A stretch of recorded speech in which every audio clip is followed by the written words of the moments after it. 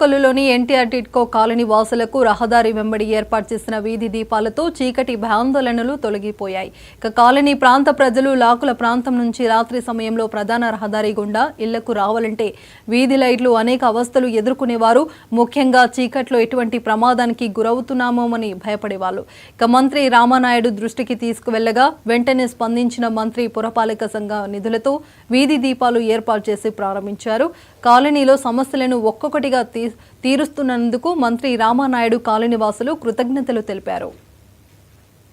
అలా తిరిగి వాళ్ళు చాలా భయంకరంగా ఉండేది. వాటర్ ఇవ్వటం ఏంటి, మంచినీళ్ళు కానీ అయినా రావటం ఏంటి, ఆయన ఇప్పించారు. వ్యాన్ వేయించారు. లేడీస్ అంతా వెళ్ళటానికి బాధపడి వాళ్ళు అటువంటిది వ్యాన్ మీద వెళ్తున్నాము. ఇప్పుడు డబ్బులు లేకుండా అన్నీ బాగా చేస్తున్నారు. రామానాయుడు గారు ఎంతో అభివృద్ధి చేస్తున్నారు. ఇల్లు రావాలని అలాగే ఇప్పించారు.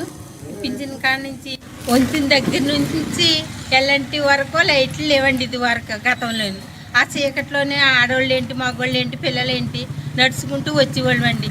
ఆ టైంలో ఏ యాక్సిడెంట్ అవుతుందో ఏమవుతుందో తెలియకుండా అలా తిరిగి వాళ్ళు అండి. చాలా భయంకరంగా ఉండేది. వాటర్ ఇవ్వటం ఏంటి, మంచినీళ్ళు కానీ అయినా రావటం ఏంటి, ఆయన ఇప్పించారు. వ్యాన్ వేయించారు.